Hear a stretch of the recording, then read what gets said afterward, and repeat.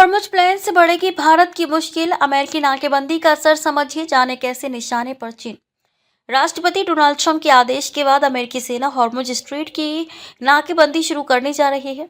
Central command ने बताया कि इसे सोमवार 13 अप्रैल से लागू किया जाएगा। इसका असर भारत और चीन दोनों पर पड़ने वाला है। अमेरिकी सेना ने सोमवार से हॉर्मुज स्ट्रेट की नाकेबंदी का ऐलान कर दिया है। सेंट्रल कमांड ने कहा है कि सोमवार 13 अप्रैल को सुबह 10 बजे भारतीय समय अनुसार शाम 7:30 बजे से ईरानी बंदरगाहों पर जहाज़ों की आवाजाही पर पूरी तरह से रोक लगा दी जाएगी।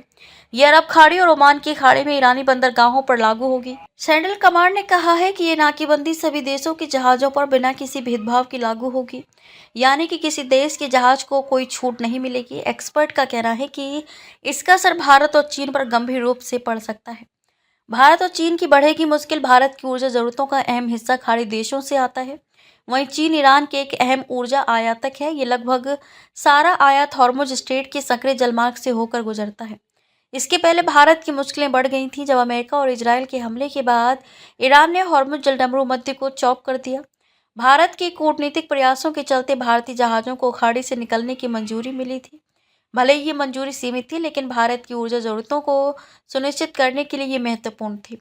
भारत ने हाल के दिनों में ईरान के साथ भी ऊर्जा खरीद की थी, लेकिन अमेरिकी नाकेबंदी के बाद ये मुश्किल में पड़ सकती है।